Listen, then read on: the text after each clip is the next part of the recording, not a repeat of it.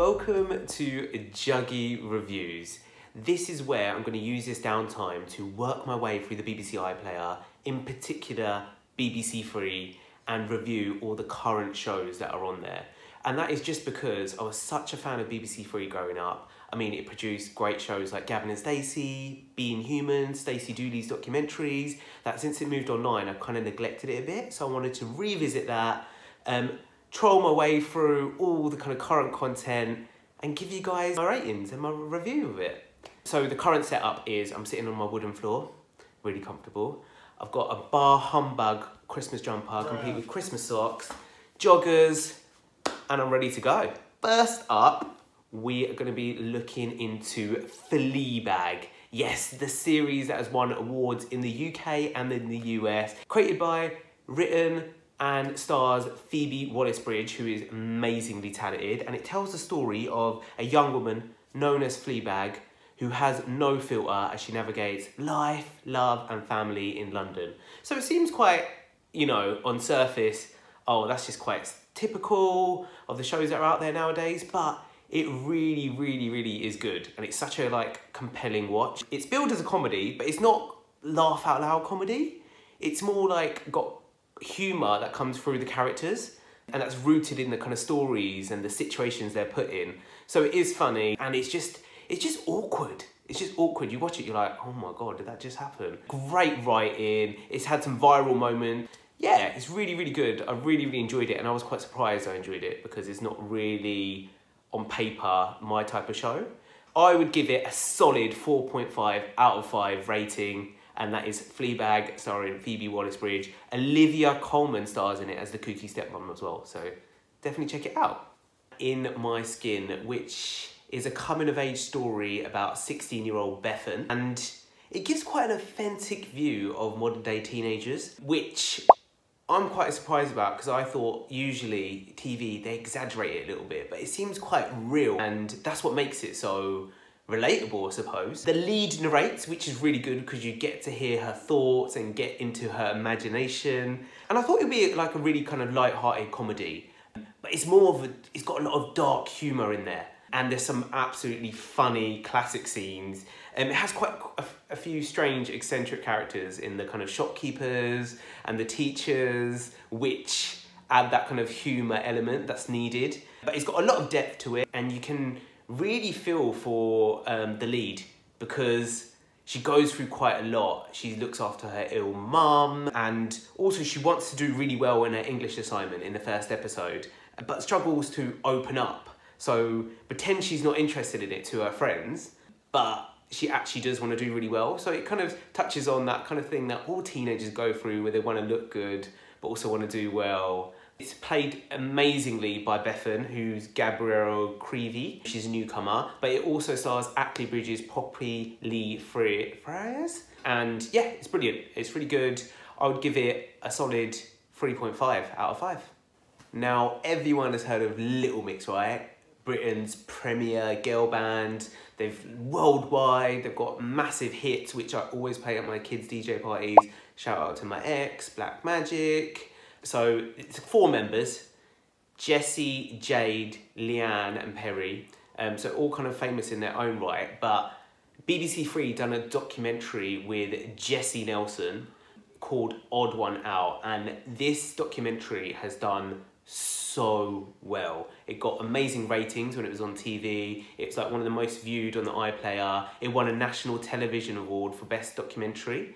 And basically, it's a documentary about the effects of social media trolling had on Jessie's mental health.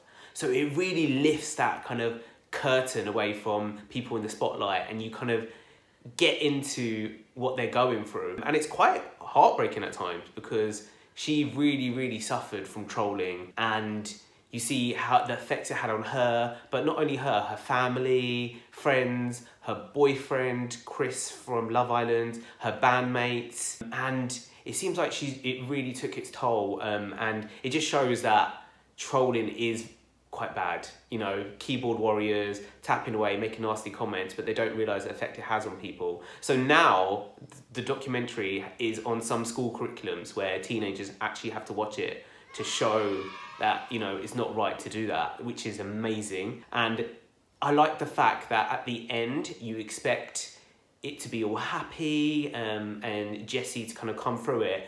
And she does go through a journey and you see a big improvement, but she's still got a lot to work on. So it's quite real in that aspect. And full credit to Jessie.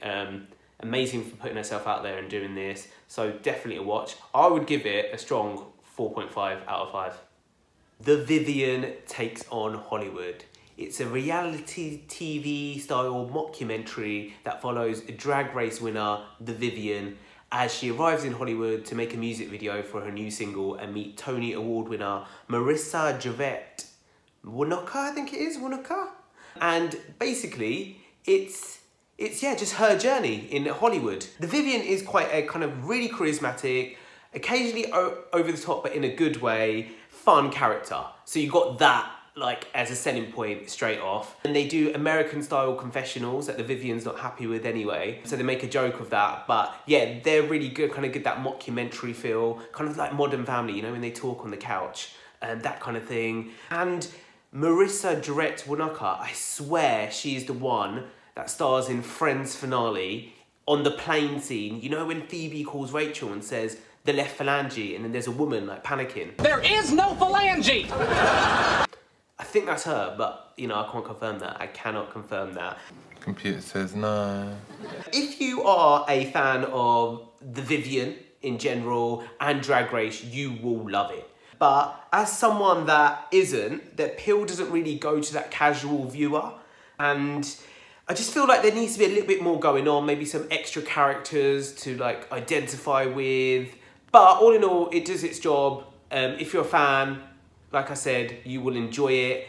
I will give it a 2 out of 5. Hard Up, No Place to Call Home. It's a documentary that follows rough sleeper outreach worker Kay and Harry, who's 24 and has lived in supported accommodation for 6 months and he's trying to get out of it. So them two are the two kind of protagonists. It's set in Devon, which has the highest rate of homelessness in the UK, which is something I didn't expect. So quite educational in that respect. It just gives viewers a reality of the stories behind why people end up in these situations and the conditions they live in as well. So it's quite, you know, spot on in terms of informative. It tugs on the heartstrings a little bit, and it's quite short and straight to the point, which is great to appeal to that youth audience that maybe take information in bite size, and someone like me who's got a short attention span. I really enjoyed it. Not enjoyed it in terms of the content that they're giving out, but in terms of I know a lot more about the situation and it makes me want to try and do a bit more. So I will give that a 3 out of 5. Gemmas Murder. So this tells the story of a 27-year-old disabled woman called Gemma who was murdered by the people she thought of as friends. So it's quite a brutal, quite harrowing real life story, and the family members and friends give accounts of what happened. It highlights the crimes, that there is a lot of crimes against disabled people, which is something that maybe because it's not as reported on as much or something that I haven't paid attention to, but now it's woken me up to it and I'm just like, God, that's horrible. It does what it sets out to achieve, which is you get, you know, you feel a lot of sympathy for Gemma and her family, but also alerting viewers that stuff like that does happen. It is reality, and it is the world we sadly live in. There are consequences for everyone. You know, for Gemma's family, they're the people, the ones that are left behind and knowing what has happened. Obviously, the people that committed the crime, it tells the story of that they did kind of face justice. I was quite affected by this one when I watched it, I'm not gonna lie. I will give it a 4 out of 5.